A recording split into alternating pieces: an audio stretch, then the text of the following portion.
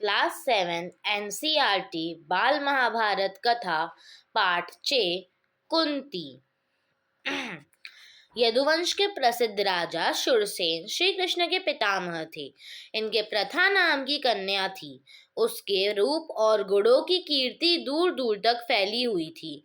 शूरसेन के फुफेरे भाई कुंती भोज के कोई संतान ना थी। शूरसेन ने कुंती भोज को वचन दिया था कि उनकी जो पहली संतान होगी उसे कुंती भोज को गोद दे देंगे। उसी के अनुसार शूरसेन ने कुंती भोज को प्रथा गोद दे दी। कुंती भोज के यहाँ आने पर प्रथा का नाम कुंती पड़ गया। कुंती के बचपन में ऋषि दुर्वासा एक बार कुंती भोज के यहाँ पधारे। कुंती ने 1 वर्ष तक बड़ी सावधानी व सहनशीलता के साथ उनकी सेवा शुश्रूषा की। उसकी सेवा टहल से दुर्वासा ऋषि प्रसन्न हुए और उसे उपदेश दिया और बोले, कुंती भोज कन्ये, तुम किसी भी देवता का ध्यान करोगी तो वह अपने ही समान एक तेजस्वी पुत्र तुम्हें प्रदान करेगा। इस प्रकार सूर्य के संयोग से कुमारी कुंती ने सूर्य के समान तेजस्वी एवं सुंदर बालक को जन्म दिया। जन्मजात कवच और कुंडलों से शोभित वही बालक आगे चलकर शस्त्रधारियों में श्रेष्ठ कर्ण के नाम से विख्यात हुआ। लेकिन अब कुंती को लोक निंदा का डर हुआ। उसके बच्चे को छोड़ देना ही उचित समझा। इसलिए बच्चे को एक पेटी में बड़ी सावधानी के साथ बंद करके उसे गंगा की धारा में बहा दिया। बहुत आगे जाकर अधिरथ नाम के एक सारथी की नजर उस पर पड़ी।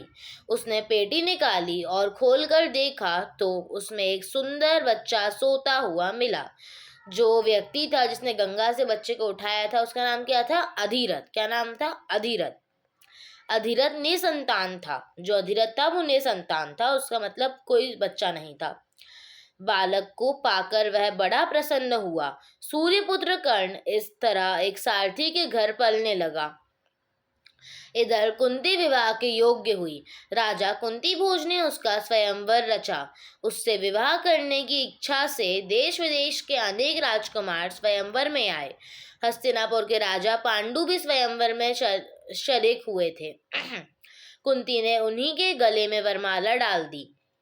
महाराज पांडु का कुंती से ब्याह हुआ गया और वह कुंती सहित हस्तिनापुर लौट आए। उन दिनों राजवंशों में एक से अधिक ब्याह करने की प्रथा प्रचलित थी। इसी रिवाज के अनुसार पितामह भीष्म की सलाह से महाराज पांडु ने मद्रराज की कन्या माद्री से भी ब्याह कर लिया। एक दिन महाराजा पांडु वन में शिकार खेलने गए। वहीं जंगल में हिरण के रूप में एक ऋषि दंपति भी विहार कर रहे थे। पांडु ने अपने तीर से हिरण को मार गिराया। उनको यह पता नहीं था कि ये ऋषि दंपति हैं। ऋषि ने मरते मरते पांडु को शाप दिया। ऋषि के शाप से पांडु को बड़ा दुख हुआ। साथ ही वह अपनी भूल से खिन्न होकर नगर को लौटे और पितामह भीष्म तथा विदुर को राज्य का भार सौंपकर अपनी पत्नियों के साथ वन में चले गए और वहां पर ब्रह्मचारी जैसे जीवन व्यतीत करने लगे।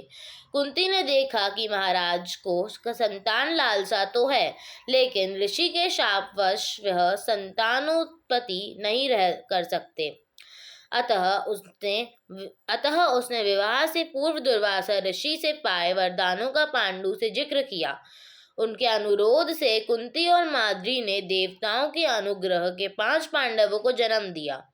वन में ही 5 का जन्म हुआ और वहीं तपस्वियों के संग वे पलने लगे। अपनी दोनों स्त्रियों तथा बेटों के साथ महाराज पांडु कई बरस वन में रहे। वसंत ऋतु थी। सारा वन आनंद में डूबा हुआ सा प्रतीत हो रहा था। महाराज पांडु माद्री के साथ प्रकृति की इस उद्गारमय सूक्ष्मा को निहार रहे थे। ऋषि के शाप का असर हो गया।